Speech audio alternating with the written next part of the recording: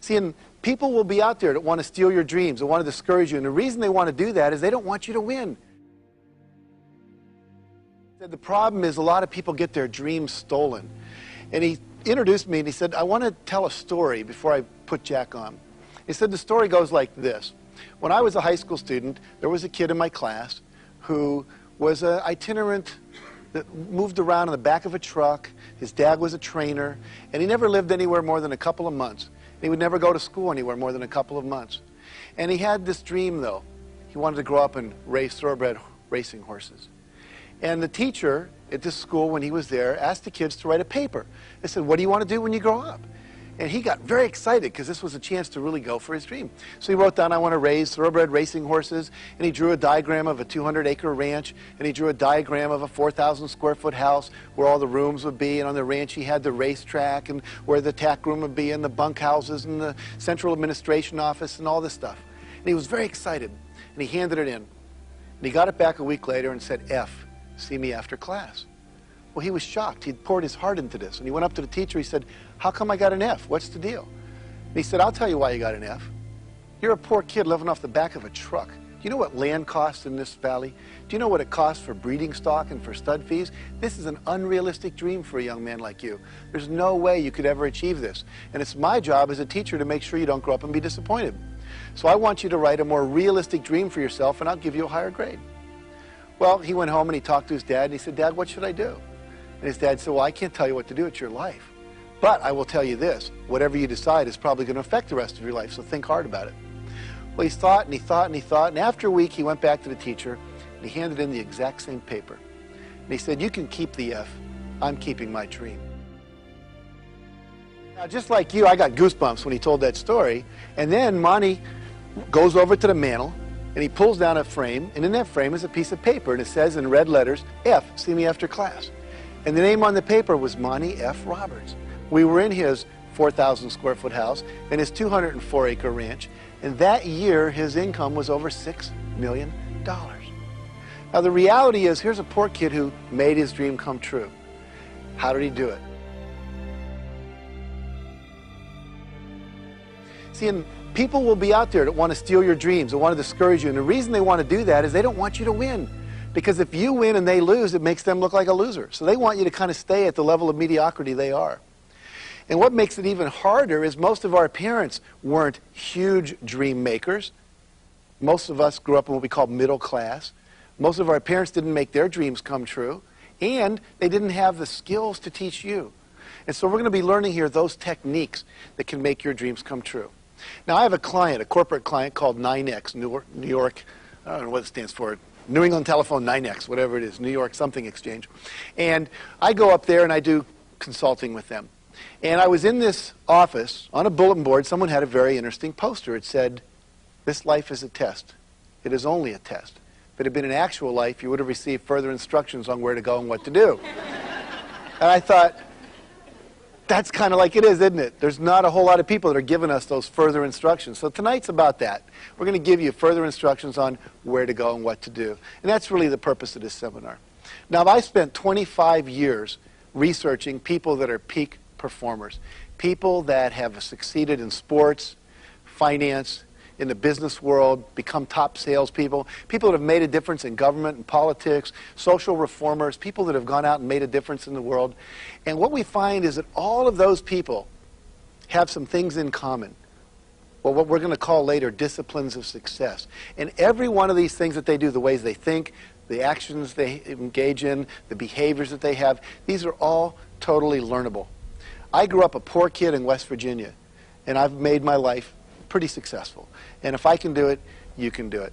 Now, it doesn't matter what your dreams are, whether it's you want to have more money, you want to have that dream house you've always dreamed of, or maybe there's that certain car you've always wished you could have, or maybe you want to have more intimacy or passion in your life, or maybe you want to be the top salesman in your company, or you want to solve social problems like illiteracy and homelessness and hunger and poverty, or maybe you want to get into the college of your choice, or maybe there's that special trip you've always wanted to take to China or to Italy or to California if you live on the East Coast, whatever it might be. Now, how many of you have read the book, Chicken Soup for the Soul? Can I see a show of hands? Okay, most of you, that's good. Now, that book when we first took that to New York, was turned down by 33 major New York publishers. They all said no, no, no, no, no. Major rejection. And, you know, we thought it was a good book, but they said no violence, there's no sex, people don't buy short stories, you know, where's the hook?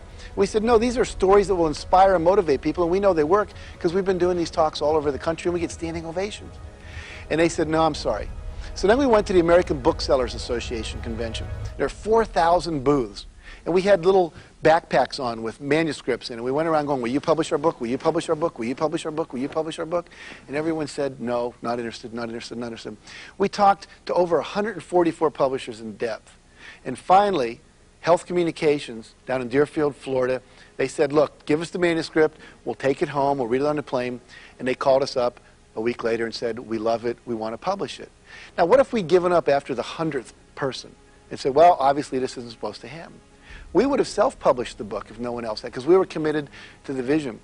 Now, our publisher was very excited about the book as we were, and we said, we have a goal. We want to sell 150,000 copies by Christmas.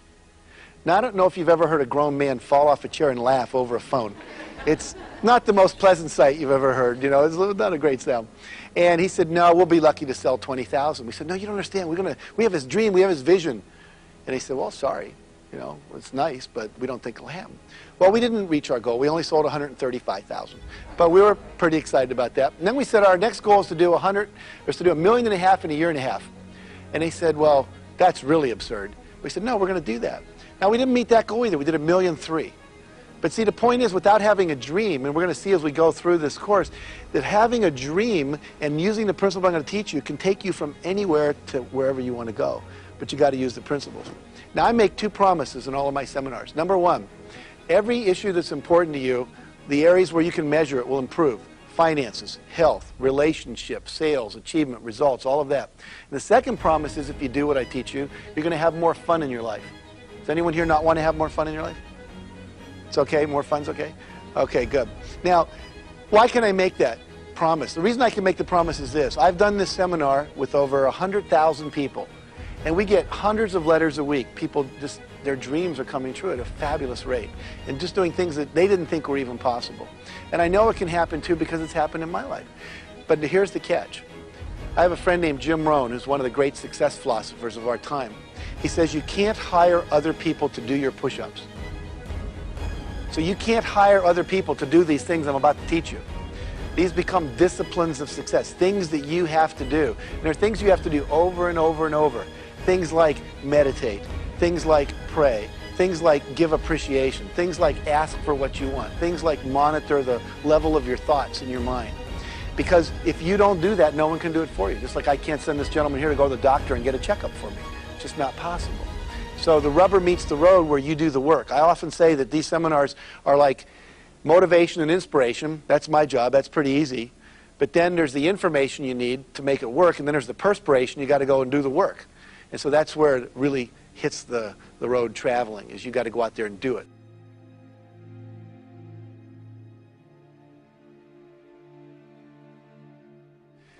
Number 1 says you must focus more time and energy on the achievement of your dreams. See, most of us are floating through life being pulled in every which direction, and we're not really consciously thinking about where do I want to be by when and what do I want to get done. But if we put more attention on that, there's an old phrase that says energy flows where your attention goes. And so we want to make sure that our energy is going to follow our intention, but if we don't think about it, nothing's going to happen. Now, my mentor in this whole arena was a man named W. Clement Stone. Some of you may have heard of him. He was a self-made multimillionaire. He was the publisher of Success Magazine for a number of years. Og Mandino was his editor. This guy was a fabulous guy. One of the most dynamic gentlemen I've ever met. And he was I think he was worth $600 million when I worked for him. And I think he was worth $800 million when I quit 2 years later. So you can get a sense of how his wealth was moving. And when I got a job there working for him, he said, I want to do a little intake interview with you. And I said, fine, gosh, this guy's going to talk to me. That was pretty cool. And he said, first I have a question. I said, what's that? He said, do you watch television? I said, yeah, sure. He said, well, how many hours a day do you watch? I said, well, I watch, I don't know, Good Morning America, and then I watch the news, and then maybe Johnny Carson, and about 3 hours a day. He said, well, I want you to cut out 1 hour a day. I said, okay, I'll trust you, but why?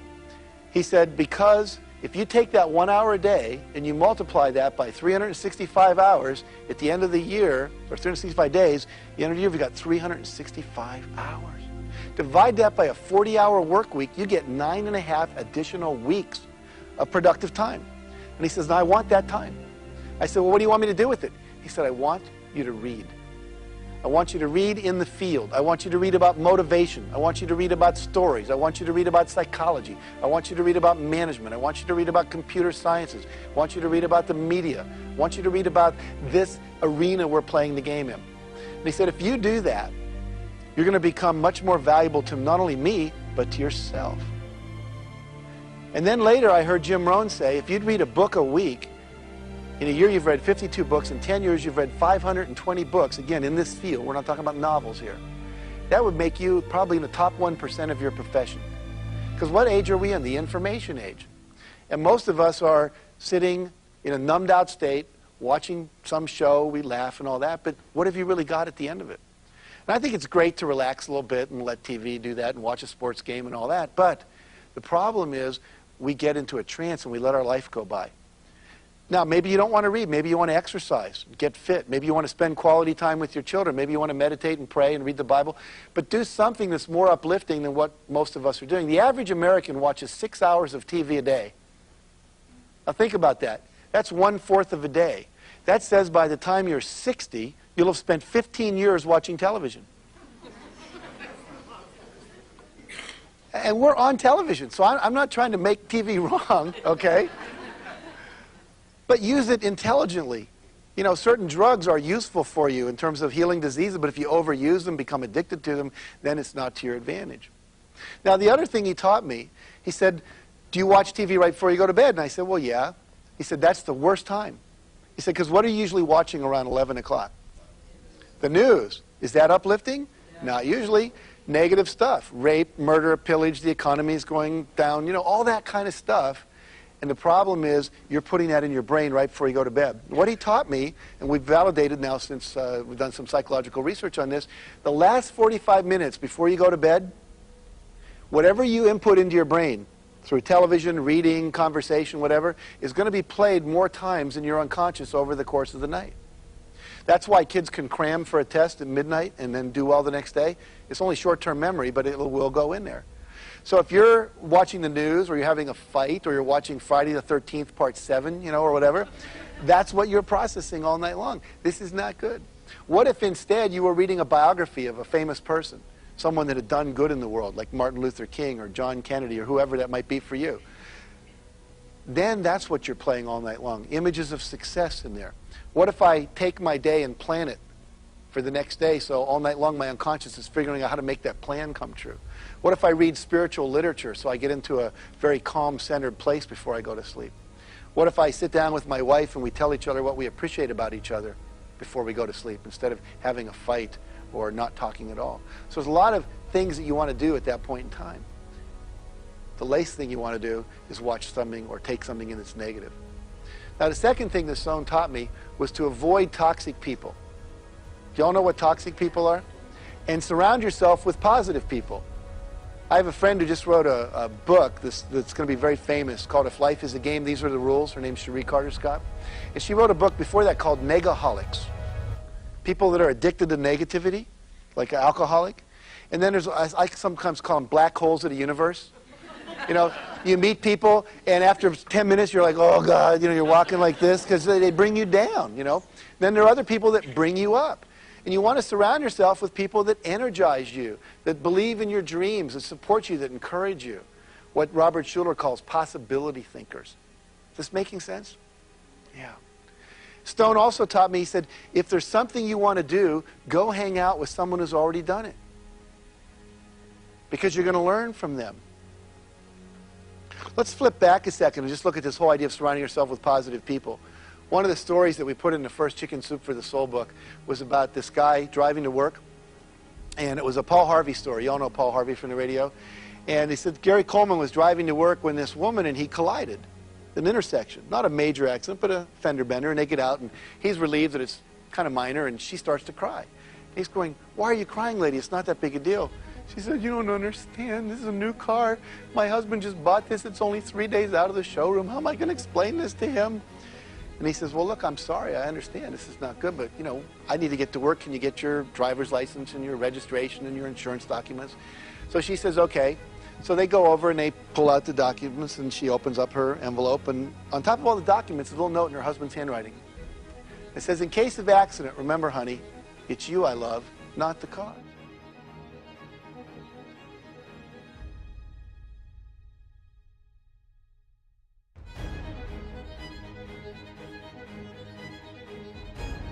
Every time you read, ask yourself, what's the principle here?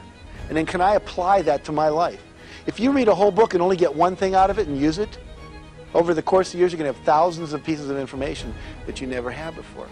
Now the third thing that Stone taught me is that you've got to take 100% responsibility for your life. Now we hear that, it's not a real comfortable thing. That means you can't blame your mom and dad. You can't blame someone else's alcoholism. You can't blame the hurricane that's coming, the weather, the stars, the astrology chart, you know, the economy, whoever it is. It's called, I'm taking 100% responsibility for my life. Now, that may be an act as if, and maybe you're not 100% responsible, but if you act as if, you start taking control of the things you have control over. And a lot of us live in what we call victim consciousness. And part of this seminar is how to go from being a victim to being victorious. How to go from being a victim to a victor, so that we're not blaming others, but learning from our mistakes, taking responsibility, and moving on. Now, I learned a principle that I would like all of you to memorize in your brain here. It's called E plus R equals O. And if you can write that down, write it down, E plus R equals O. And what that stands for is there are events in your life, you then have a response to those events, and that produces an outcome. And whenever people complain to you about an outcome that they don't like they're overweight, they're under budgeted, they don't have enough money, there's, you know, they're not happy in their relationships, they're not physically well, whatever it might be, they usually want to blame something over here.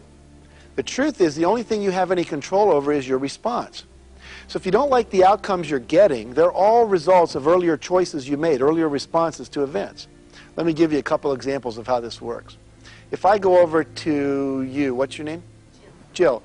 And I say to Jill, Jill, I've been doing these seminars for 20 years, done them in 19 countries, at least 1 million people that I've talked to.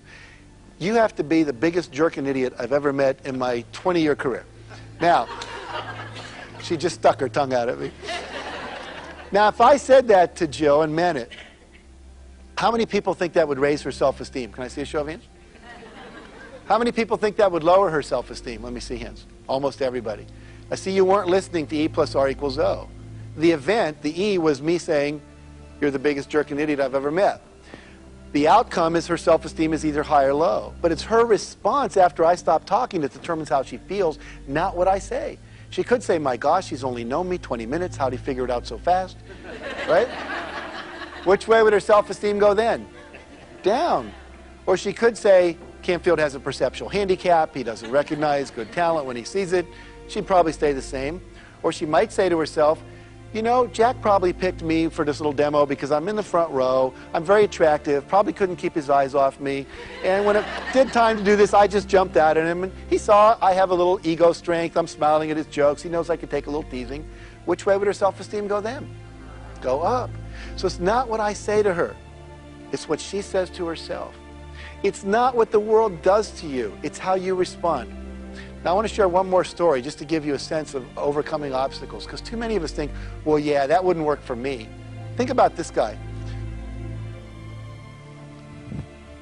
I have a friend named Roger Crawford. And Roger Crawford was born with one finger on his right hand. That's all he had. Now, on his left hand, he had a finger and a thumb. And his left leg had to be amputated from the knee down when he was about 11 years old. He was born with a disease called ectrodactylism, which basically created problems with all of his limbs. Severely handicapped, they call it. So he decides he wants to grow up and be a football player. Because his dad said, nobody can do everything, but everybody can do something. Roger, you decide what you want to go do. So Roger said, okay, I want to play football. And so he went out, and his dad taught him how to block and tackle. He wasn't going to be the quarterback with one finger, right? Can't hold the ball. But he could play defense. And so he went out and he played. And he had a dream one day. Can you hold this for me for 1 second? When he had this dream, and he went out, and his dream was that he would catch a ball intercept the pass, and run for a touchdown. Now here it is, the next to the last game he ever played. And the opportunity presents itself. Quarterback goes to throw a ball to a halfback in the flat. Roger's guarding that halfback. He gets hit from behind, and the ball goes up, and it's at a higher trajectory than it's supposed to, and Roger can lunge for the ball and grab it, which he does. And he starts running toward the proper goal line. He gets 6 yards from his goal when someone grabs Roger's left leg. Now remember, Roger what? He's been amputated, he has a prosthesis, grabs his left leg. Roger said, I pulled, he pulled, the leg came off, and I hopped on one foot. He said better than the 6 points was the look on the guy's face holding this prosthetic device. Now, the next thing that Roger wanted to do, eventually his dad had been a tennis player, decided he wanted to play tennis too. So what did he do? How do you hold a racket with one hand? Obviously, you can't do that when you've got one finger. But eventually he found out, remember Tim Allen, duct tape will solve anything? Took that silver tape and he wrapped it around his arm, and he could control that racket with that one finger with the duct tape. But if he didn't hit it right in the middle, it would wobble. Eventually, Wilson came out with one of these graphite rackets, and he could put his finger right here, and with his finger and thumb like this, he could totally control that racket. Roger went on to become captain of his high school tennis team, captain of his college team. They won the doubles championships, NCAA Western Regionals, with him on that doubles team. He said, I'd rather have 3 fingers and a positive attitude than 5 fingers on each hand, a total of 10, and a negative attitude any day of the year. He said, a positive attitude will win anytime. And then he played John McEnroe. And he said, sometimes you need more than a positive attitude. So what do we see here? The power of our thoughts. Thoughts are so powerful. We never learned this in school. But the reality is what you think is what comes about. And so we want to get rid of all the negatives and focus on the positives. We want to start using affirmations. You want to read positive books. You can talk to yourself positively in the mirror before you go to sleep at night. Just try sometimes saying, I love you to yourself in the mirror. And if you find that hard to do, then it's going to be hard for you to let other people's love in too.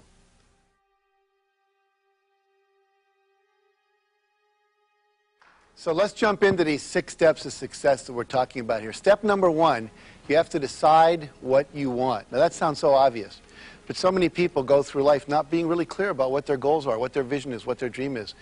I have a cartoon at home that I have above my desk, and it's a cartoon of 2 spiders sitting at the end of a sliding board, the kind that kids slide down. There's a big spider web across the place where the kids would come off. And one spider's looking at the other, and he says, you know, if we pull this off, we'll eat like kings.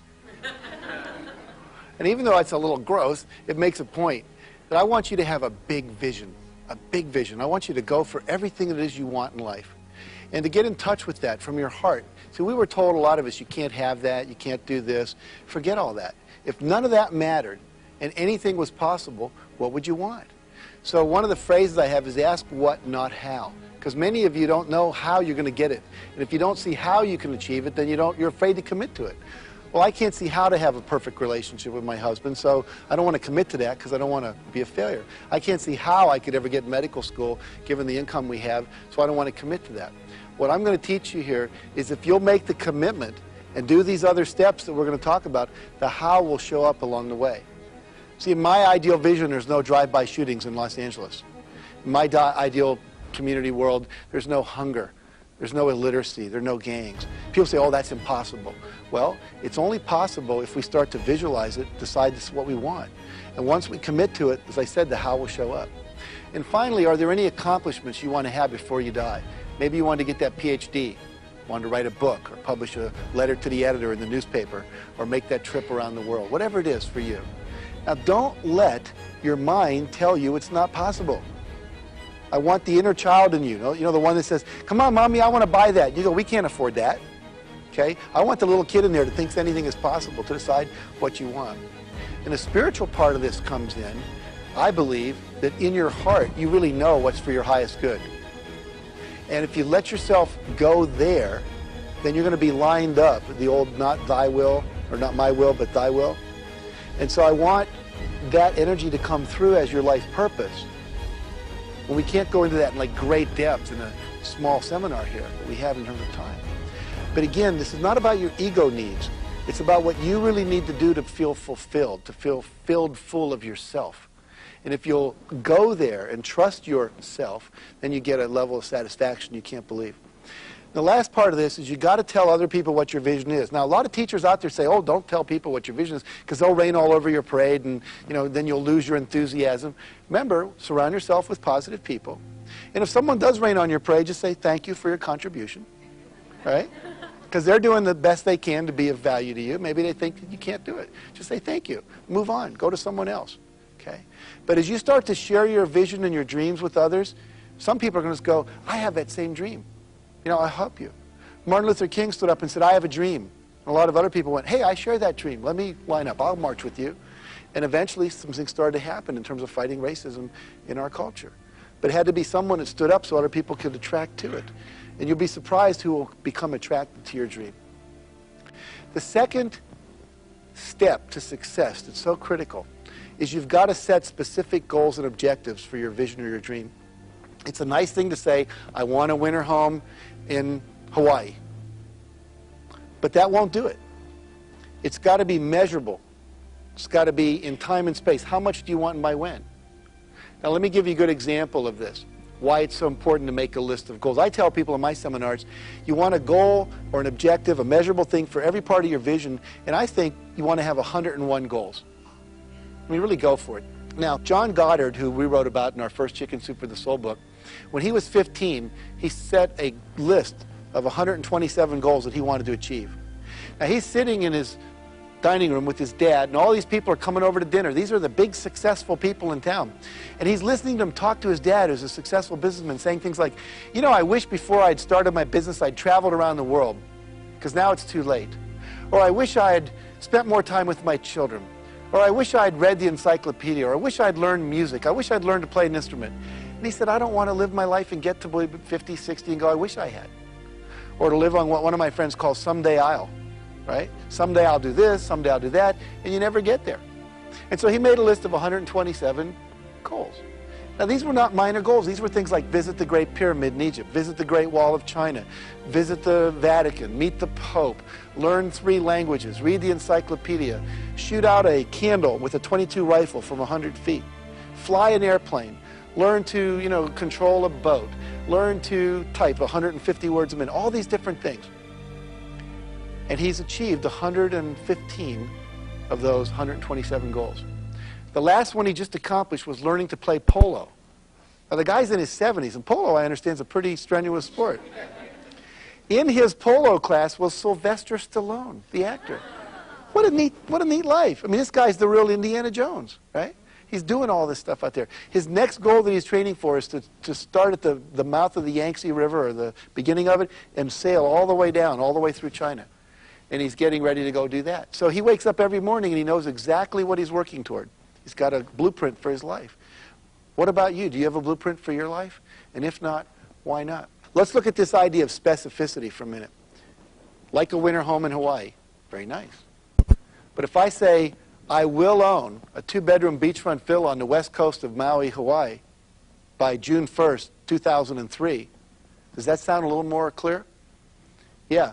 And until you get specific like that, the creative part of your brain won't jump in and decide how to help you get there. And that's why a lot of people never get their dreams, because they don't make them specific enough. You got to get real nitty-gritty. Break it down. How much by when? I want a better relationship with my husband. Well, what does that mean? But if I say I want to spend an hour a week sitting opposite my husband talking about real things that matter. No TV on. Eye-to-eye communication. Now that we can measure. Did you do it for an hour? Want to have more fun. What does that mean? But what if I say I'm going to listen to comedy albums twice a week for a minimum of an hour? You're probably going to have more fun. So make it specific. Make it real. Some people say, I want our business to increase. Well, how much? By when? Want the reading scores to go up in a school. How much? By when? Until you have that, you're not going to make progress. And so many people's dreams never get completed because they're not clear about the specific number of how much by when. I told you earlier in the program, we said we're going to sell 1.5 million books in 1.5 years, and that directed our behavior. Recently, we just said we're going to sell 1 million books in one day. We had 101 bookstores involved in a book signing. We're going to try to be in the Guinness Book of World Record for the largest book signing ever done. Now, I don't think we sold 1 million books. Maybe we sold a couple 100,000. But by holding that question and trying to figure out how to do it, it moved us toward that goal. Now, maybe it'll take us 2 years to figure out how to sell 1 million books in one day. But it gets the thinking to expand out into that arena. Is this making sense? Okay, so you want to have those goals. Now, the other thing you want to do is break your goals down. Many of you have big goals. End hunger in the world. That's a pretty big goal. You know, have world peace. Achieve a certain level of spiritual oneness with God or life. Big goals. When you first look at it, it's kind of overwhelming. But what if we were to break that down into little steps? It says, okay, I want to go to college and get a PhD. Gosh, I'm only a high school student. But the next step would be finish the math class, get an A in this. Write for a brochure from a college. Get a catalog. Pick 1 or 5 colleges that I want to apply to. You know, just keep breaking it down to little steps and then figure out how to get all those steps done and put a date by each step. And then start doing the plan. Someone said if you fail to plan, you're planning to fail. Does that make sense? Yeah, absolutely. One of my friends said, success by the yard is hard, by the inch it's a cinch. So we just break it down into small pieces. I was reading the Guinness Book of World Records because we were thinking about being in there, and this guy set a goal to eat an entire bicycle. Tires and all. Now, how do you do that, right? Well, it took him 17 days. But what he did is he kept cutting the bicycle up and then melting it down into little swallowable pieces, and he ate them. I don't know how much stayed in, but he ate them, right? But the point being, anything can be done if you break it down small enough. Make sense? So don't let the bigness of a goal overwhelm you. Now, finally, what's the purpose of all this? The purpose of all this is not to get the $1 million, the Rolls Royce, the best-selling book, all of that. That's nice. But have you ever known people that had all that and weren't really happy? And have you ever known people that had all that and then lost it? You know, Donald Trump was really wealthy for a while and then he lost it and now he's coming back and all that. Well, that happens. It's not the result that's important. It's who you become in the process of achieving the result.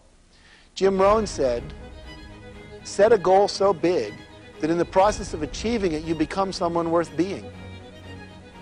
Isn't that an interesting concept? Because it's not the result. If you set a big goal, 3 things are going to show up in your life. One is called considerations, all the thoughts about why it's not possible, all the fears that you have about going out there and doing that thing. And finally, there are real roadblocks out there in the world. There are laws and things that maybe that it's not legal to do that yet, or it's not zoned for that, or all those kind of things. And you're going to have to learn how to overcome those roadblocks. And to learn how to quiet the considerations in your head, and learn how to overcome those fears. But have you ever done something that was really scary, and then the next time you did it, it wasn't quite so scary, and then the third time was, and pretty soon it's no big deal. Like the first time I did TV, it was scary. Now it's not such a big deal. But you have to go through it, right? And when you're done, you get to have something in your life called mastery. And that's the goal. The goal is mastery. Mastering your fears, mastering your thoughts, mastering your behaviors so that you can do anything you want. That can't be taken away from you. A friend of mine's house burnt down. He was an author. Lost all his manuscripts, all his research, his computer melted, everything. Nothing was saved. And you would have thought maybe he'd have committed suicide at that point, but he didn't. What did he do? He said, look, everything I learned about being an author is still in my head. You can't take that away from me. I know how to talk to editors. I know how to write. I know how to outline. I know how to write book proposals. I know how to go on talk shows. I'm no longer afraid of that. So what you want to do is create goals that are so big and so full of your heart that when you achieve them, even if you lose the result, the best-selling book, they always fall off the bestseller list. My publisher over here will tell you that. They just don't stay on there forever. But the reality is you become a master in life. Now, step 3 is you've got to visualize the results that you want. This is probably the most important step of all the 6 steps. Maybe the second most important. It's one of the top 2. What does that mean? You've all heard people say, visualize the goal as if it's already achieved.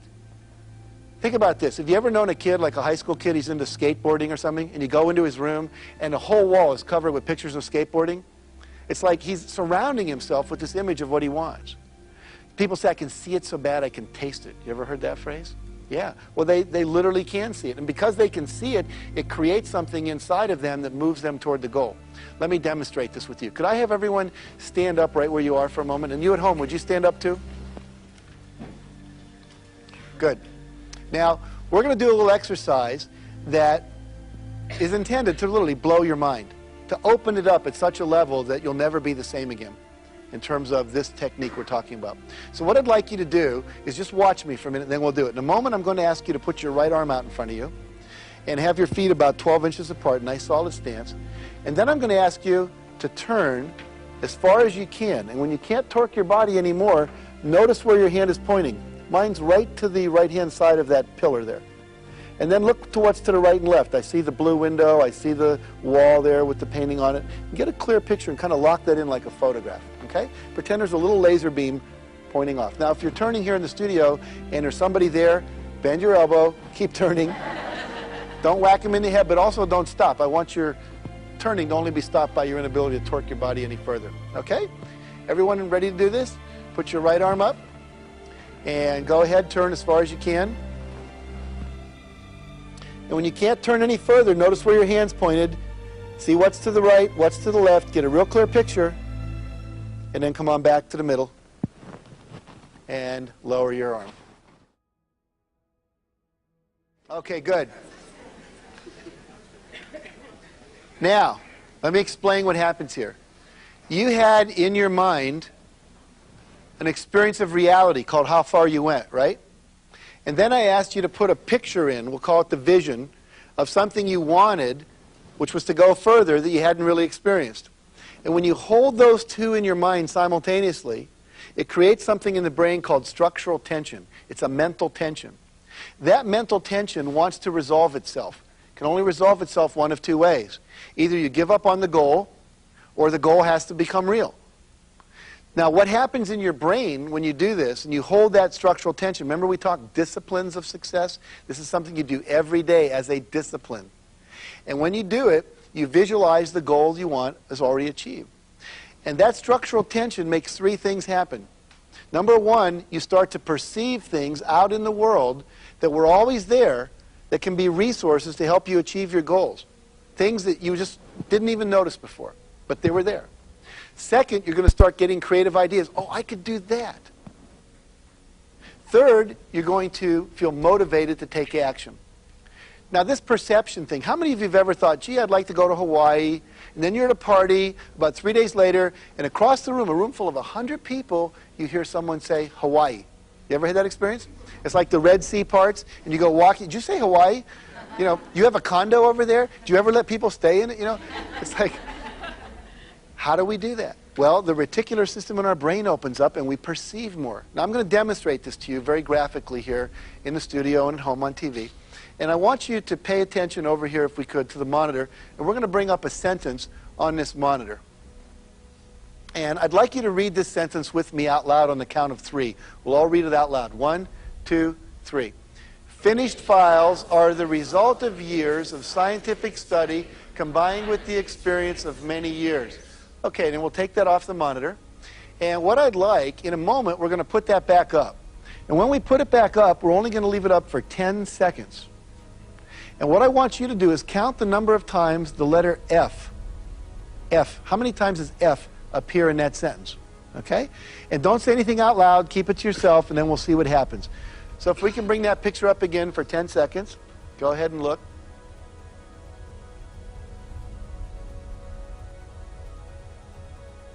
Okay.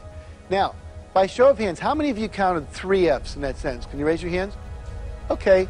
About a third of the audience. How many counted 4 F's? 1, 2, 3, 4, about 8 people. How many counted 5 F's? About 12 people. How many counted 6 F's? About 7 people. How many people aren't going to raise your hand no matter what I ask? Got you back there? Okay, good. Now, first question. Were we all looking at the same sentence? Or not? See, there is an objective reality out there. Let's take a look again, and let's see. Those of you that saw 3 F's, if we look up on the monitor, are those the 3 you saw? Yeah. Yes? Okay. Now we can bring that off. And those of you that saw more, let's bring it up again. Now, if you look, there are 6 F's underlined in that sentence. You hear that? Oh. That's what we psychologists call the oh my gosh reaction, you know? Okay. Now, here's the deal. Just because you didn't see the extra F's, does that mean they're not there? No, they're still there whether you see them or not. Do you think some people see more resources out in the world than you do? More solutions to problems? More entrepreneurial opportunities than maybe you do? More people that look friendly they could get a hug from? More money that's available for loan? See, everything's out there. All the solutions to your problems exist, but we don't see them. And partially we don't see them because we've never learned this concept of how to get our brain to open up and let this reticular system in the back, let that information in. Do you ever drive down a street and notice a house and go, where'd that come from? And your husband or wife goes, honey, that's been there for 3 months. You know? And literally you just didn't see it. It was like a blind spot. But what happens when you learn this technique, all of a sudden you start seeing more. 1983, the Australian sailing team had never won an America's Cup, ever. And the coach had a new idea. He said, let's try this visualization stuff. And he made a tape. And on this tape, he did a narration of the Australian team beating the American team. And it was something like, you know, we're going around the last buoy, we're 3 boat lengths ahead of the Americans. And they had all the sound effects in the background. The wind and the sails and the water going by and the little lines hitting the mast and all that stuff that you associate with that. And this tape went on for about 20 minutes. It was a little faster than the actual race. And they would imagine beating the Americans. Now, he made the team listen to this tape every day, twice a day, for 3 years. Someone just said, oh my gosh. Now, when they finally went to race the Americans, it was like, not them again? How many times do we have to beat these guys? It was like, of course we can beat the Americans. Their whole attitude was totally different. And in fact, they came in and they won the America's Cup. So the idea is that you can use this in any aspect of your life, whether it's sports, whether it's, you know, losing weight, whether it's getting better grades in school, learning to read, whatever.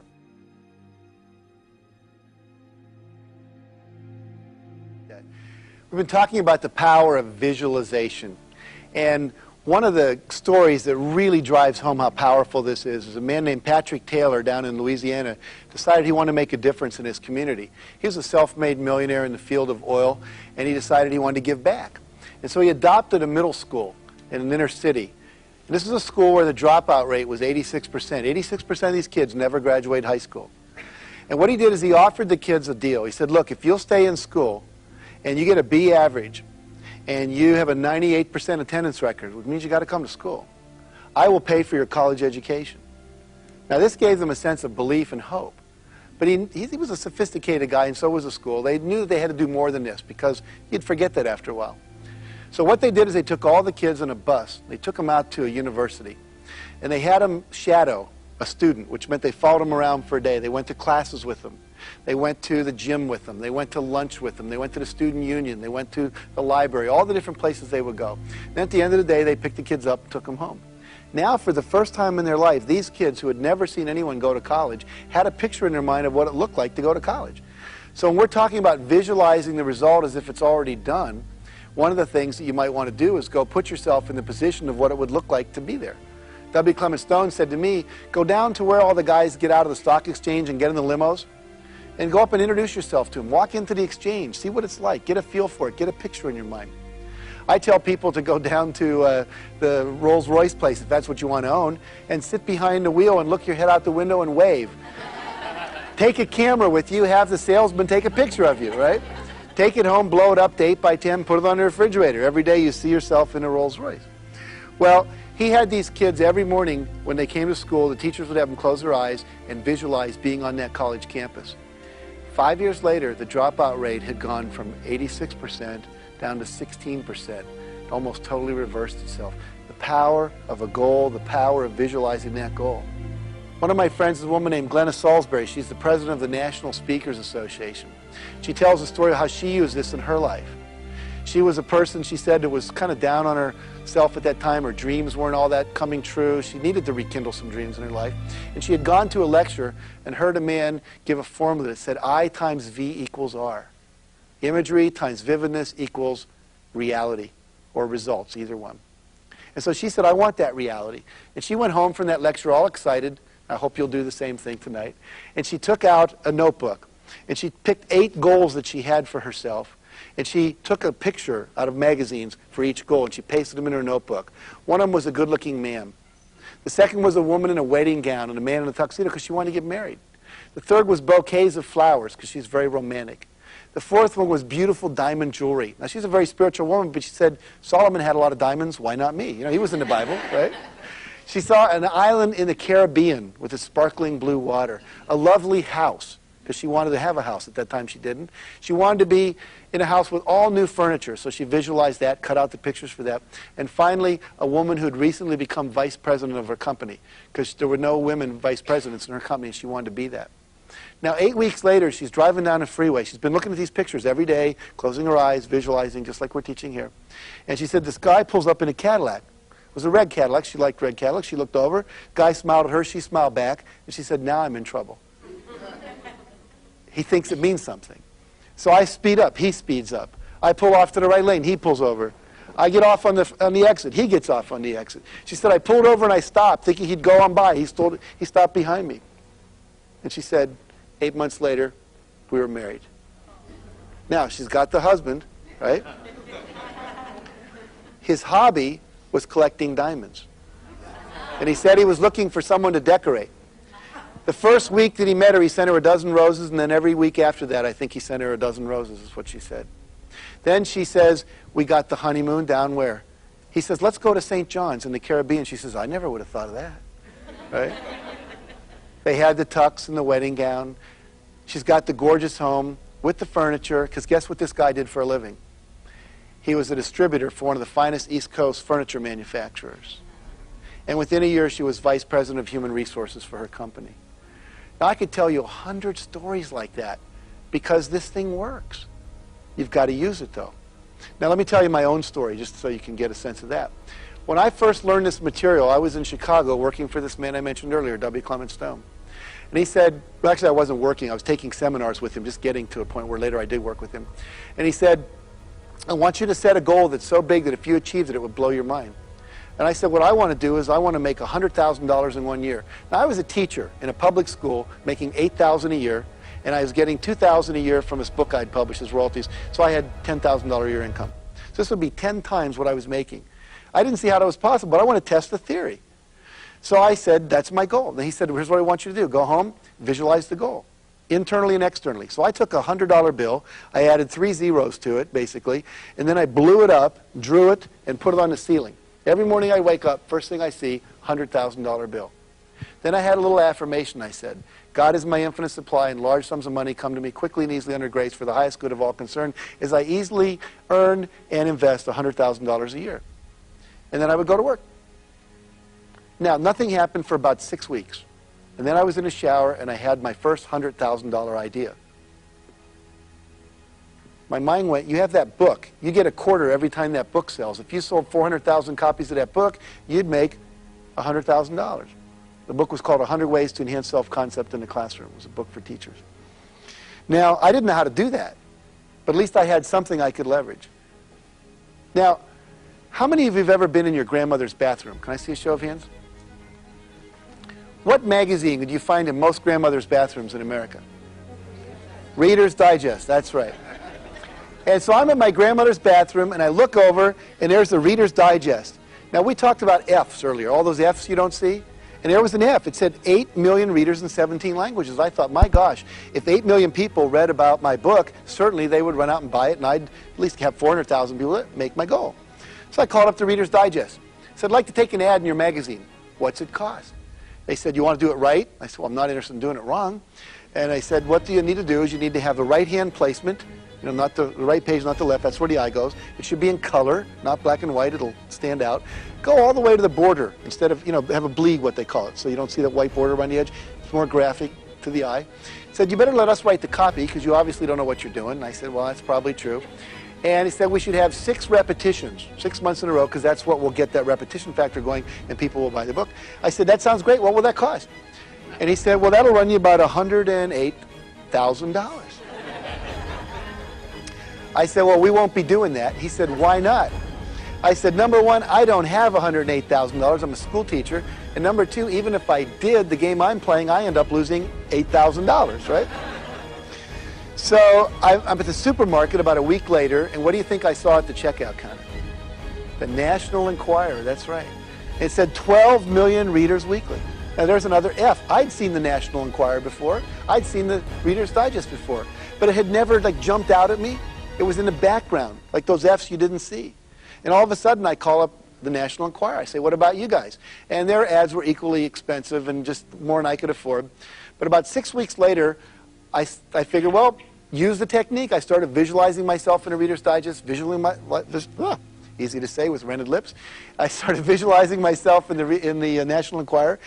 And all of a sudden, I'm at Hunter College giving a talk in New York, and this woman comes up and she says, I'd like to interview you. I said, well, who do you write for? She said, I'm a freelancer, but mainly I write for the National Enquirer. And inside I'm going, well, what took you so long, right? Well, she did the article, the book started selling more, and then my wife saw another F. She said, Jack, the bookstore sells the book for $6. They get to keep 3 of those. You only get a quarter. You should get more. Why don't we become a bookstore? I said, sounds like a good deal to me. So we started the mail order book service, selling one product, my book. And we had a little flyer we'd send out, and we'd take ads in parenting magazines. Well, then people started ordering the books, and my wife saw another F. She ordered something in the mail. Now, what do you get when you order something in the mail and you open up the box? Besides what you ordered, what else is in there? Catalogs and sheets of all kinds of stuff you can buy. And she said, look, we've already proven that they buy stuff through the mail on self-esteem. Let's send them more stuff to buy. So we started a little catalog. Eventually, it evolved into a 32-page catalog. We had over 100 products in it, and people started buying that stuff. I had to hire 2 high school kids to work after school to help us fulfill the orders. And finally, a lady came over from the University of Massachusetts. We were up in Amherst at the time. And she said, you know, we're having a counselors conference. If you could bring all your books over, we'll give you 2 tables. You can sell your books and keep all the profit. We said, hey, sounds like a deal. Had a lot of counselors show up from all over the state of Massachusetts. And that weekend, we netted over $2,000. And I said to my wife, you know, if we could do that 50 weekends a year, that's a $100,000 a year business. Now, we did not make $100,000 that year. I think our income was something like $96,253. Do you think we were really disappointed? No, we were ecstatic. We were blown away. And then my wife says, honey, if it works for 100,000, do you think it'll work for 1 million? And I said, I don't know. Let's try it. So we started, you can buy $1 million bill, like in the stores, they have these little things you can get. And we've got one. We blew that up and put that on the ceiling. And I started an affirmation, which is, I am happily depositing my $1 million royalty check. At that time, I thought it was going to come from the Guthrie Ranker Corporation, who does all those infomercials with Tony Robbins and other people. But it didn't. It came from a book, the first Chicken Soup book. About 2 years into that, my publisher, Peter Vegso, sends me a check for $1 million. It was $1,130,691, but who remembers exactly, right? And it was so cute because he put a little smiley face in the signature, you know, for $1 million. And that was really exciting. And I'm only sharing this with you not to brag, but to give you the example of anything's possible. Now, that didn't happen overnight. That took several years from the time we started visualizing that till we got it. Bigger goals take a little longer sometimes. But if you'll do the visualizing I'm talking to you about, you can have anything you want.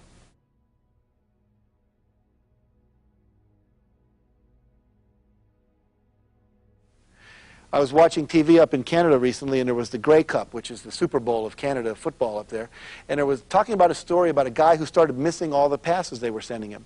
And what the coach did is he took him aside and said, look, I want to show you a video of your 10 best pass receptions that you ever did. And they made a little video of his 10 best pass receptions. And they asked him to watch that 3 times a day. And within 3 weeks, he was catching every ball. I think in that game, he caught 2 touchdown passes. So this stuff works, and it can be used in every aspect of your life. Whether it's internally, you do it by closing your eyes, or externally, you do it by putting a picture outside of you. So basically, the key here is repetition. Remember, discipline of success? You want to look at this every day. Put it somewhere you can see it, whether it's that picture of you in the car you want, or a picture of you. One friend of mine, she wanted to be thinner. She cut out her head from a photograph and put it on top of Christy Brinkley's body. Okay? Stuck it on the refrigerator. But this will work anywhere. Another friend of mine took his scale, and every time he looked down, whatever number was there, he didn't like it. Right? He wanted to be like 30, 40 pounds lighter. So he took his ideal weight, let's say it was 185, and he got a piece of paper, wrote 185 on it, and glued it down over the top of the scale. So every time he stood on it, what did he weigh? 185. And what does he say to himself? Wow, I weigh 185. And that literally begins to create the structural tension that creates all the things we talked about and moves you toward the goal. Okay, let me demonstrate to you, more than anything I can think of, the best way to do it, the next step. Step number 4. Because it's really critical that you get this. All these steps kind of have to happen together, all right? And this could probably be the most important one. The one that if you were to do this alone and pay attention to the feedback would probably get you where you want to go. I have here in my pocket, I believe, a $50 bill. If this $50 bill were available, and it is, I'm going to show you the one secret that separates winners from losers more than anything else. Okay?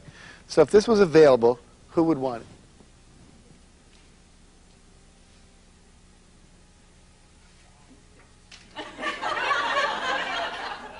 Thank you. All right. Now don't go away yet. Come back. Tell us your name. Debbie. What did Debbie do that no one else in the audience did? She got up and she took action. See, too many times we sit around and we wait and we hope and we dream and we affirm and we pray and we meditate and we do all that. And all that's important. It's part of the process. But at a certain point, the opportunity shows up. And if you don't act, you get to sit and not have $50. Okay? So let's give her a hand for coming up here and doing that.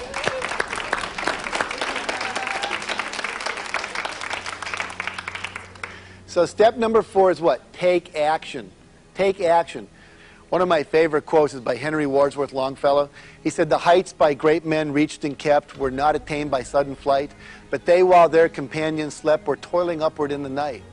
What does that mean? You got to work.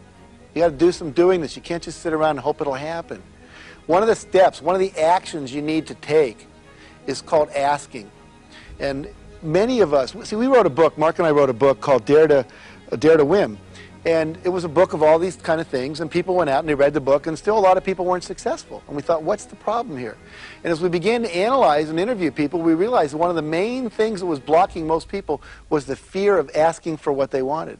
They wouldn't go up and just say, "Can I borrow money? Will you support my dream? Will you volunteer for school? Will you lend me your car?" Whatever it is they need, they were so afraid of being rejected. And so we wrote a book called The Aladdin Factor, How to Ask For and Get Everything You Want. And we were doing all that research, we ran across a girl named Marquita Andrews. And Marquita Andrews was the living example of what we call ask, ask, ask, ask, ask, ask, ask, ask, ask, ask, ask, ask, ask, ask, ask, ask. Because you're going to have to ask a lot of people. And Marquita, her mother, when she was a little girl, came up to her and said, "You know, Marquita, I have a dream. My dream is to travel around the world, but I also have a dream for you. I want you to graduate college. Problem is I'm a waitress. I don't see how I can underwrite both dreams on a waitress's salary. But I'll make a deal with you.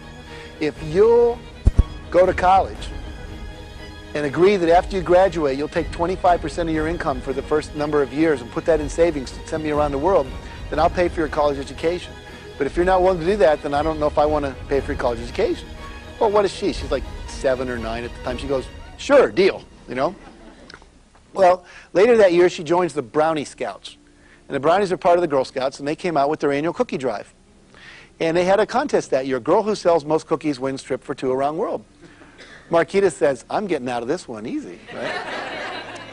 So she starts selling cookies like you can't believe. Now, in her first year as a Brownie Scout, she sold 3,526 boxes of Girl Scout cookies. Someone just said, "No way."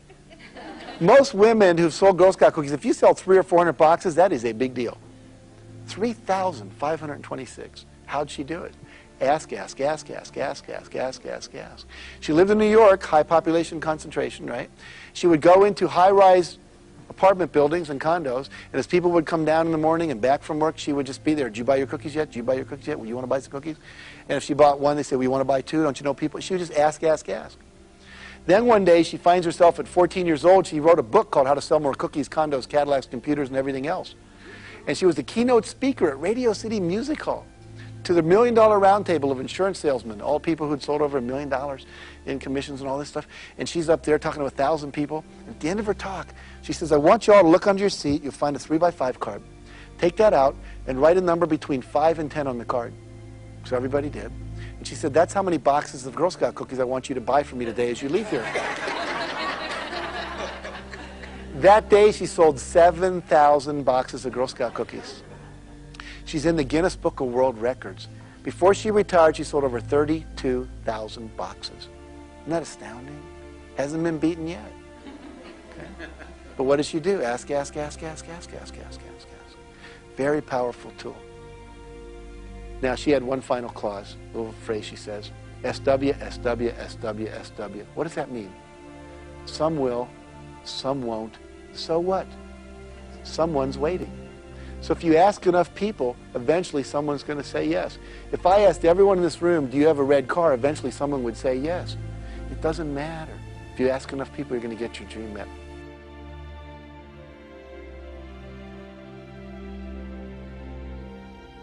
And here's the word. It's very simple. When someone says no to you, what I want you to say to yourself real loud inside your head is the word next. Let's just practice that. So if I say no, what are you going to say? Next. Absolutely. One more time. No. Next. Now what does that mean? Ask somebody else. Absolutely. How many people live on the planet? 5 billion people. Someone wants to do what you want to do. Someone wants to get involved in your dreams. Someone wants to support you. You might have to ask a lot of people. Remember, ask, ask, ask, ask, ask, ask, ask, ask, ask. So when they say no, you say next. And here's another clue most people don't realize. If you ask somebody and they say no, does that mean you can never come back and ask them again? No. Little kids are so good at it. Mommy, can I go to the store with you? No. Oh, come on, Mom, please let me go to the store with you. They go away. Mom, you are going to let me go to the store with you. And they wear you down, you know. So that's another thing you can, next time can be, right? So don't let no stop you. No just means get creative, get going. Now what stops people from asking? What stops people from doing? It's something called fear. We're all afraid. We're afraid we're going to look stupid. We're afraid we're going to get rejected. I love this person who did the acronym FEAR, stands for fantasized experiences appearing real, or false evidence appearing real.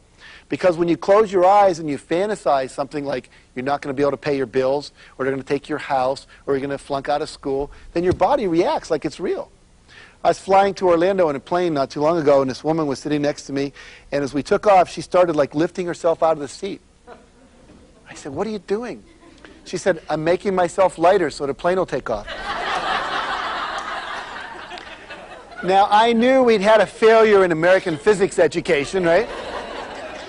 And I also noticed her knuckles were all white, and I said, "Are you a little afraid?" She says, "Yeah, I guess I am."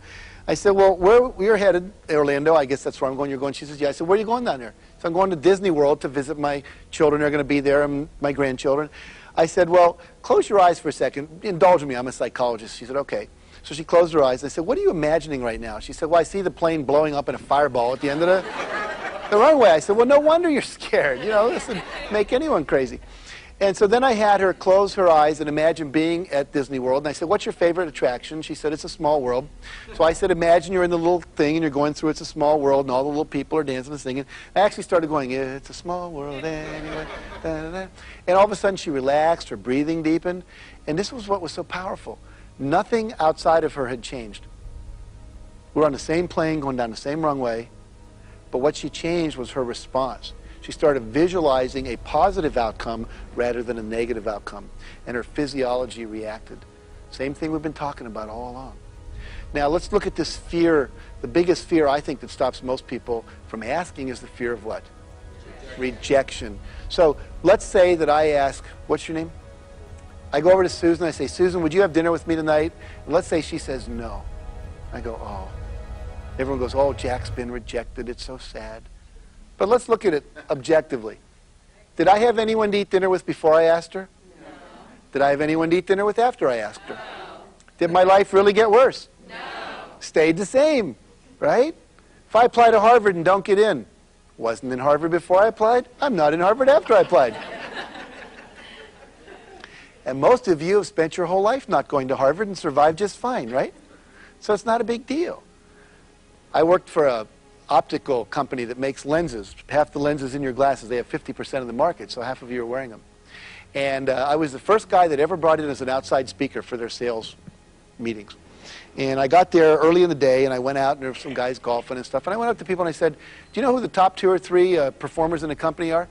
And they'd all go, "Oh, yeah, it's Bob and Mary and Joe." And I said, "Well, great.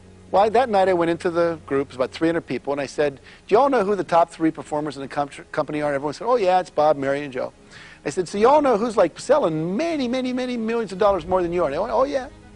I said, now, by show of hands, how many of you have ever gone up to them and asked them to show you what they do to sell so much? You know, not one hand went up in that room of 300 people.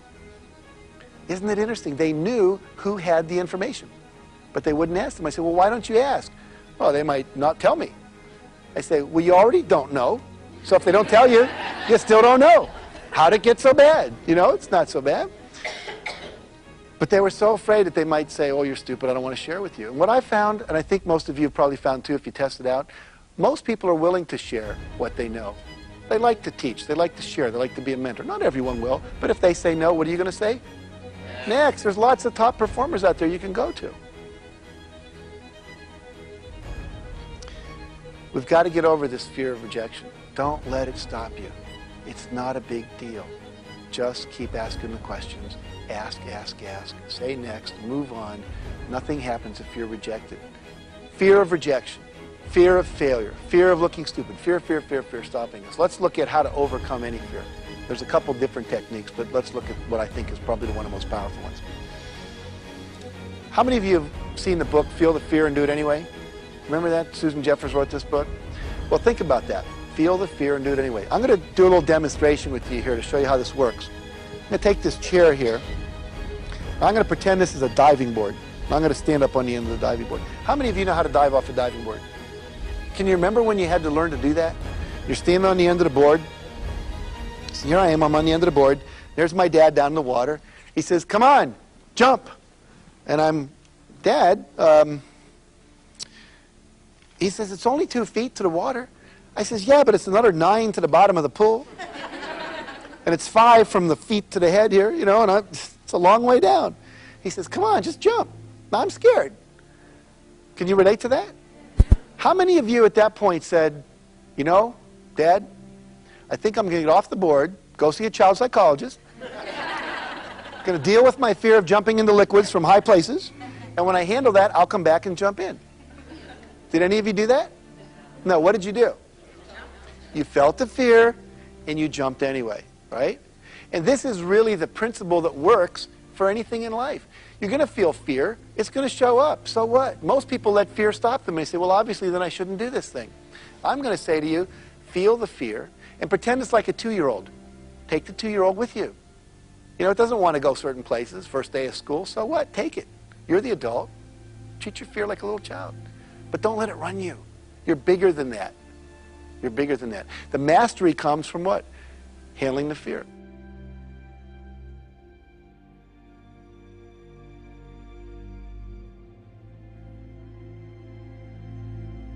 Which leads us into step 5, which says respond to feedback. See, when you take a first action, is that necessarily going to be the right one? No. But you can't get feedback unless you take the action. And some of us are so afraid of doing the wrong thing, we wait until like 18 doves fly over our house in the sign of a cross. Oh, it must be the ideal auspicious day, and then we take action. Well, they don't fly over that way too often, right? So we just have to take an action and see what happens. Now, there's 2 kinds of feedback. What are they? Positive and negative. Which one do you like best? Positive. Right. Positive feels good, right? You know you're on track. But have you ever had negative feedback and it was valuable? Yes. Right. So there's 2 kinds. Now, how many of you actively solicit feedback in your life? You say, hey, I want feedback on how to be a better parent or a better teacher, or how can I be a better salesperson? How can we serve your company better? Right? Most people don't ask for feedback. Why don't they ask? They don't want to hear it. But let's say you're a teacher in school and you don't ask feedback. How I can be a better teacher. The kids go home. Do you think they're talking about how you can be a better teacher? Oh man, that teacher, she doesn't let us do this, and she's so mean, and yada yada. Well, everyone in town knows but you. Everyone's talking about it. You're the only one not in on the secret. If you're not getting along with your wife, she's called her girlfriend, her mother, her sister, told the people in the office, everything that's wrong with you. But guess who she hasn't told, perhaps? You. So it's very important to ask for feedback.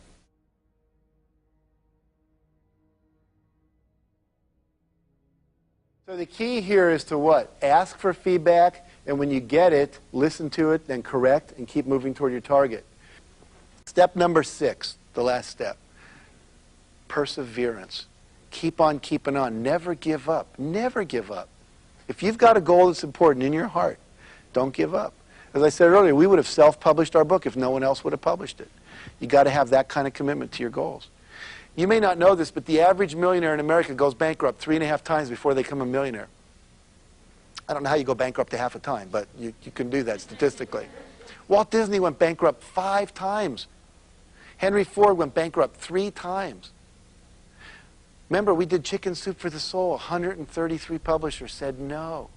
When they did, the guy that wrote the book, MASH, that became a TV show, it took him 7 years. He was a high school teacher. He wrote at night.